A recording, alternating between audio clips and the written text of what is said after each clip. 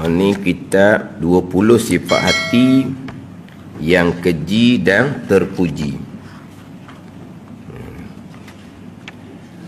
Hak Jawi muka surat 29. Dia masuk bahagian yang kedua. Dia masuk bahagian yang kedua, 10 sifat hati yang terpuji. Yang kita panggil sifat mahmudah. Apa dia mahmudah? Yang dipuji pada syarak.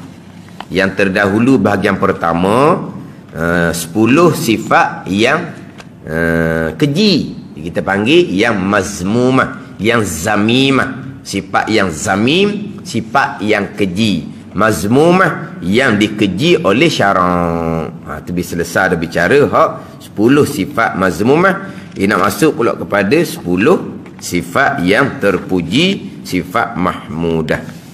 Pertama, taubah. Taubatun. Taubah ni bahasa Arab lah, bukan bahasa Melayu. Taba yatubu taubatan. Itu asal dia. Dia taba ni, taba yatubu taubatan. Dia tak ada datangkan di sini. Ringkas sangat ni taubah ni. Dia taubah, asal makna bahasa Arab ar-ruju', kembali. Itu asal dia. Kalau bahasa Arab sebut taubah, makna kembali. Adapun kita ni bukan nak bicara bahasa Arab. Kita nak mengaji hukum syarak. Jadi taubah kalau ikut bahasa Arab, kembali. Macam ginilah as-salah. Bahasa Arabnya doa. Saum, puasa tu. Bahasa Arabnya menahan diri. Itu saum. Tapi dari segi hukum syarak, sembahyangnya apa? Bacaan-bacaan, perbuatan-perbuatan yang dimulai dengan takbir, yang diakhiri dengan salam, dengan syarat-syarat dia. Puasanya apa? Menahan diri daripada perkara yang membatalkan puasa dengan syarat-syarat dia. Dia gitu. Dia ada makna dari segi hukum syarak kita. Jadi taubah asal makna bahasa Arab ar-ruju'. Kemudian taubah dari segi istilah syaraknya ar-ruju' minal bu'di anillah ilal qurbi ilaihi subhanahu wa ta'ala. Mana apa ni? Kembali daripada jauh daripada Allah kerana mengerjakan maksiat kepada menghampirkan diri pada Allah dengan mengerjakan ketaatan. Itu taubah. Kembali daripada dulunya kita buat Tuhan larang. Sekarang kita nak kembali buat ibadah, mengabdikan diri akan Allah. Itu makna taubah dari segi istilah syarak. Cuma sini ni dia hanya sebut rekas sangat bab taubah ni. Taubah dari segala dosa, kembali mengikuti ajaran Allah. Rukunnya 3. Gitu je. Oh, 2 muka surat je taubah. Pendek sangat ni. 2 muka surat je, 30 dengan 31. Surat 32 sudah masuk kepada khauf. Khauf kita bicara takut tadi tu. Takut kemudian nak himpun dengan rajak harap dia. Itu yang kedua. Jadi taubah ni pendek. Dia taubah ni wajib ijma' ulama'. Kemudian wajib bersegera. Wajib ijma' ulama' taubah dan wajib bersegera. Sebagaimana perintah Al-Quran tu lah. Ya ayyuhalladzina amanu tubu ilallahi taubatan nasuha. Wahai orang-orang yang beriman, bertaubahlah kamu kepada Allah akan sebagai taubah yang sebenar-benar. Itu jelas perintah Al-Quran. Perintah hadis Nabi sallallahu alaihi wasallam berkaitan dengan taubah ni, maka taubah wajib ijma' ulama. Kemudian bicara bab taubah ni, kita nak taubah daripada dosa. Kita nak kembali mengikuti ajaran perintah Allah Subhanahu wa taala. Itu taubah. Dia taubah daripada segala dosa. Kembali mengikuti ajaran Allah. Itu taubah. kita nak taubah dari segala dosa ni, pokok pangkalnya ilmu. Sebab nak kena dosa ilmu. Mana dosa akidah, kena taubah. Mana dosa hak zahir, kena bertaubah. Mana dosa hak batin, riya, ujud, takabur, ilmu, nak kena dosa. Kalau setakat kita ingat dosa kerana dahulu kita tak semayang, sekarang kita semayang, kemudian kita semayang sekarang ni mengikuti ajaran Allah. Sembahyang mengikuti ajaran Allah ni, sembahyang sebagaimana hak diajar oleh Nabi SAW. Dah kita belajar dah hukum akal sembahyang? Dah, masih lagi belum dinamakan bertaubah. Kemudian bukan hanya tinggal sembahyang je dosa besar, akidah salah lagi besar daripada dosa tinggal sembahyang. Bukan hanya tinggal sembahyang saja dosa besar, kita tinggal belajar fardu ain pun dosa besar.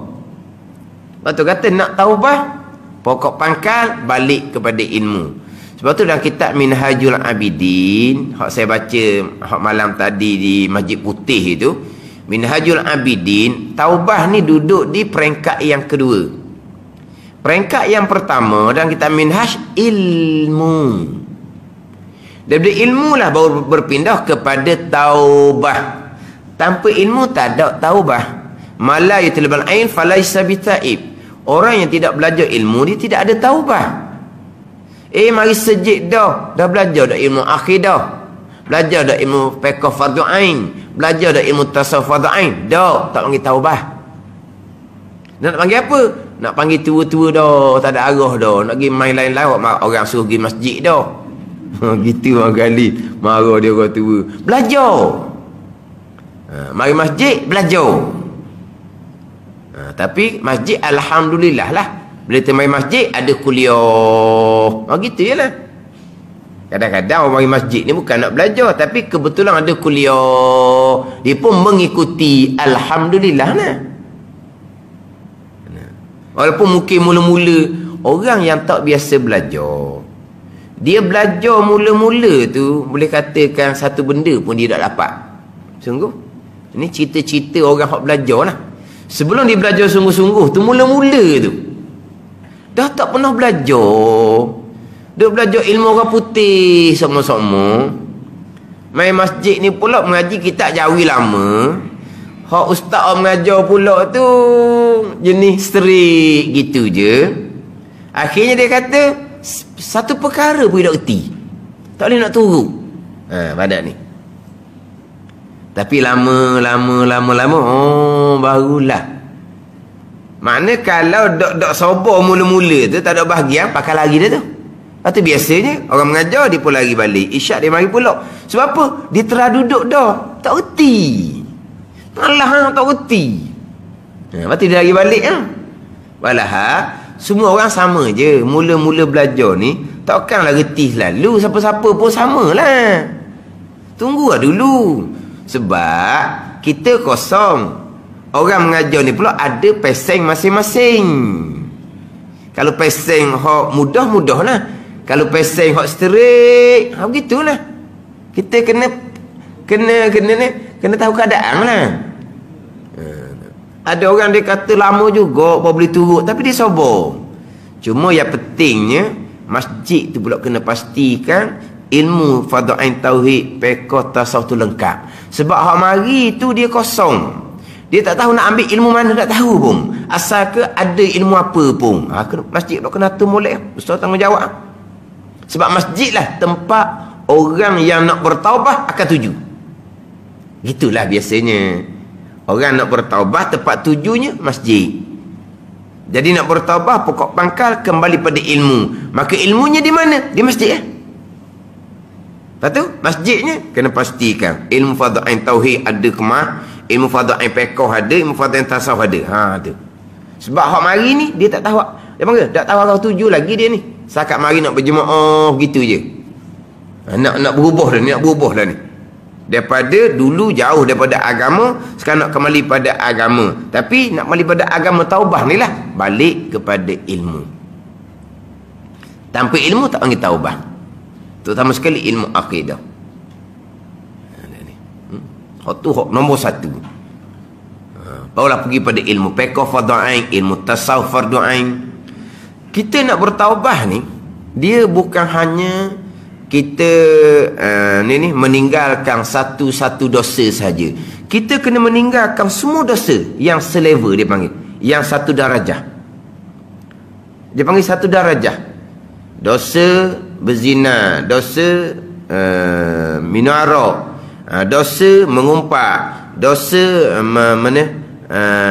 memfitnah, dosa tuduh orang zina. Dia kira letak tu sama level tu. Dosa riak, dosa takabur, dosa hasad, dosa besar lagi tak sama level tu. Dia kena tinggal belaka tu baru kita ubah yang sebenar. Ada ni. Bukan hanya tinggal daripada contoh, tinggal daripada makan riba contohnya, tapi rasuah masih lagi makan. Tinggal daripada makan rasuah, riba masih lagi terbabit. Pada ni kerja-kerja terdahulu banyak terbabit dengan riba. Sekarang taubah dah, tinggal riba, tapi masih lagi terbabit dengan cara dulu dibalik terbabit dengan rasuah dalam pekerjaan. Tambah dah rasuah, dosa besar tu. Neraka rasuah kalau tidak diampuni oleh Allah. Dia pun tinggal rasuah. Tapi dengan riba masih lagi terbabit, tak panggil taubah. Sebab dia panggil dosa-dosa yang seumpama tu. Waktu dalam kitab Minhajul Abidin. Maknanya nak kita taubah ni, segala larangan Allah tinggal belaka, termasuk larangan batin, riak, ujub, takabur. Hak tu kata kena balik pada ilmu. Baru panggil taubah yang sebenar. Ada ni. Maknanya kalau zahir ni bukan hanya bersembahyang perintah Allah, bukan hanya berpuasa perintah Allah, syukur pun perintah Allah, sabar pun perintah Allah, ikhlas pun perintah Allah. Kena seiring lah. Semayang perintah Al-Quran kita tunaikan, puasa perintah Al-Quran kita tunaikan, syukur, sabar, ikhlas perintah Al-Quran kita tunaikan. Tu panggil taubah. Bukan boleh ambil sekerat-sekerat, bukan. Lepas tu kata nak bertaubah, balik pada ilmu akidah, balik pada ilmu fiqh, balik pada ilmu tasawuf. Cuma dalam kitab Minhaj, hak dosa-dosa tadi ni satu, dia panggil satu darajah, satu peringkat. Hak tinggi laginya dosa bid'ah i'tiqad Mu'tazilah. Hak tinggi laginya dosa i'tiqad yang kufur, barulah di level lain. Sekarang hak dosa tinggal semaya, ni dosa satu level. Naik atas laginya dosa bid'ah i'tiqadiyah, pegangan yang tak ada masa Nabi. Pegangan Mu'tazilah tu lah contoh kita melepasnya. Perkara jahat bukan qada Allah. Tu akidah Mu'tazilah tu, bid'ah akidah kita. Tu dosa level lain. Dosa berpegang perkara jahat bukan qada Allah lebih besar daripada dosa tinggal semayang lagi. Lebih besar daripada dosa berjudi minarak lagi. Itu dosa level lain. Dia panggil dosa bid'ah i'tiqadiyah. Tinggi laginya dosa i'tiqad yang kufur. Hak tu paling tinggi. Ada ni. Jadi hak level dia panggil level dosa furung agama, dia panggil. Level dosa furung agama, cabang agama ni, hak bawah ni. Kena sesat ni. Tapi hak i'tiqad tu nombor satu lah, kembali pada ilmu. Tu nombor satu tu. Kalau hak bawah ni semayang dak tinggal, puasa dak tinggal, i'tiqad dak perbetulkan, tak ada nilai tu. Tu tak ada nilai tu. Lepas tu di dalam bab pegangan ni, kalau kita tidak boleh menuruti, tidak boleh memahami secara pengajian umum ramai, kita kena khaskan untuk diri kita. Cari guru khas untuk diri kita secara secara bermuzakarah. Dia kadang-kadang satu-satu perkara ni kita hanya mendengar sehala, dia panggil. Kadang-kadang kita tak boleh nak menuruti. Kita boleh turut, boleh faham kalau dua hala. Cerita kita boleh usul lalu dah. Cerita kita boleh tanya lalu dah. Barulah kadang-kadang orang lebih mudah seumpama tu. Kalau hanya sehala, kadang-kadang ada orang boleh turut, ada orang tak boleh turut. Kalau kita tak boleh nak turut, dalam bab pegangan kita kena usahakan dengan cara mana sekalipun, dengan jalan yang kita boleh turut. Seumpama tak ada, seumpama dua hala. Satu mana kita nak tanya, nak usul, baru pindah. Kalau mengajar sehala ni satu perkara, kita faham budak lagi, masuk ke yang kedua, lagi payah kita nak turut, masuk ke ketiga. Dah sebab apa? Sebab kita mengaji kuliah umum hanya sehala sahaja. Tapi kalau kita tak boleh turut dalam bab pegangan hak kuliah sehala, kok mana pun kena pisau untuk diri kita. Itu usuluddin, itu tapak agama. Tak ada tu, tak ada mana apa, dia nak kena molek atas dahulu, peringkat-peringkat. Tapi yang bicara dalam kitab Minhaj panjang, dosa furung agama lah. Dosa etika tidak cerita panjang, sebab tu tetap dah dikeberes dah tu. Bicara panjang, dosa cabang agama. Dosa dengan Allah, makan riba, makan rasuah. Dosa dengan Allah kerana tinggal kefarduan, tinggal semayang, tinggal puasa. Itu furung agama, cabang agama belaka tu. Dosa dengan Allah berkait dengan kesalahan dengan anak Adam, kita mengumpat, kita ambil harta orang. Ni itu dia tiga bahagian dosa ni. Ini semua dosa bahagian furung agama. Bahagian cabang dengan hak bawah ni asal hak cabang-cabang agama. Makna taubahnya hak bawah ni kena beres belaka ni. Bukan kita boleh pilih-pilih. Saya biarlah tinggal rasuah sudahlah. Riba terbabit dengan pembangkang riba ke, biarlah hak riba tu. Rasuah saya dah ambil dah. Tak boleh. Dia kena tinggal belaka tu. Hak panggil apa? Hak selever. Ada ni. Maknanya bukan kata hak dalam kitab tu disebut pula orang, contoh orang yang berzina, bukan hanya tinggal zina, tuduh zina pun dia tinggal juga. Sebab apa? Sebab selever tu. Berzina 100 hotang, tuduh zina 80 hotang. Ni orang berzina 100 hotang, qazaf tuduh zina 80 hotang, tinggal zina, tinggal tuduh zina. Dia panggil apa? Selever belaka tu. Tuduh zina macam mana? Tu anak haram tu, anak zina tu, anak tak ada pak. Maknanya kita tuduh ibu dia berzina. Mana 4 saksi? Tak ada lah. Tapi dia balik kerja jauh-jauh, mengandung, tu lelaki tak ada, berzina. Mana 4 saksi? Pasti tak ada. 80 sebab. Tak ada hukum atas dunia sekarang ni, hukum hudud sebab 80 sebab. Tak apalah, tak kena atas dunia, kena di muka nakir pula. Sebab di muka nakir kok, tukar dia besar mana? Tukar muka nakir ni, tukar dia bukit boleh pecah. Sebab 80 hotang atas dunia ni sebab hotang biasa je, bila je. Faham tak ni? Tak kenalah atas dunia dah bahan di muka nakir. Kita tahu kan tukar muka nakir kan? Siapa ke kalau katok bukit pecah. Ni dengar ada budak gini, muka nakir sekali katok, lepas tu dia cokeh. Tak hak tu dululah duk cerita. Muka nakir ni dia katok, lepas tu dia pun cokeh pula, dia katok. Kena di muka nakir lah. 80 sebab, jangan. Lepas tu dia tu memang tak ada tok lelaki, senyap sudah lah. Bukan, ni saya biasa peringat ni, masyarakat kita kurang menyedari tuduh zina tu dosa besar dengan anak Adam, kemudian kena sebab 80 hotang. Kita kurang menyedari. Ada ni. Dah dia tak ada tok lelaki, takkanlah Siti Mariam pula. Tak kira lah. Kemungkinan dia ditipu, kemudian dia dirogoh ke, mungkin ada sebarang kemungkinan. Lepas tu tak boleh nak tuduh. Tuduh dia berzina ataupun tu anak zina. Jangan. Ada ni. Lepas tu kata kena ngaji mak biar kena dosa pahala molek. Tapi nak cerita sini, hak dosa tu tinggal belaka tu.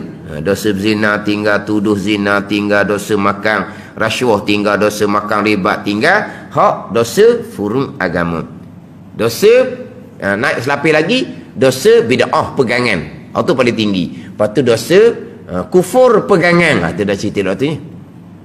Tapi pokok pangkalnya balik kepada ilmu, boleh timbul berkaitan dengan taubah daripada segala dosa, kembali mengikuti ajaran Allah, Mengikuti ajaran Allah pun kembali kepada ilmu. Rukunnya 3. Rukun taubah ada 3. 3 rukun taubah je. Rukun taubah yang keempat tidak didatangkan dalam kitab ni. Jadi saya mungkin yang ambil dalam kitab Penuh Bagi Hati lah. Kita panjang sikit bicara tajuk berkaitan dengan taubah. Tambahan pula nanti kita nak masuk bulan Ramadan. Bulan Ramadan lah lagi akan diperingatkan berkaitan dengan taubah. Akan diperingatkan berkaitan dengan taubah. Dan kita insya-Allah lah kuliah kita bulan Ramadan berjalan macam biasa tau. Yalah bulan Ramadan kita belajar sekali seperti belajar 70 kali di bulan yang lain. 70 ganda kan bulan Ramadan. 70 kali kuliah duha. Setahun tak boleh 70 kali, setahun dia 50 minggu je. Bukan gitu. Setahun dia 50 minggu. Kita belajar kuliah duha sekali bulan Ramadan seperti kuliah duha 70 kali 70 duha di bulan yang lain. Bulan Ramadan lah bulan yang kita perbanyakkan wa amal. Amal besarnya kita belajar ilmu fardu ain. Wallahu a'lam. Bismillahirrahmanirrahim. Alhamdulillahirabbil alamin. Wassalatu wassalamu ala sayyidil mursalin wa ala alihi wa sahbihi ajma'in. Allahumma iftah alaina futuhal arifin. Allahumma allimna ilma akdamin wa fahimna famas sabiqin warzuqna ruqat talibin. Allahumma zidna ilman wa alhiqna bis salihin. Wa sallallahu ala sayyidina Muhammadin wa ala alihi wa sahbihi wa sallam. Walhamdulillahi rabbil alamin.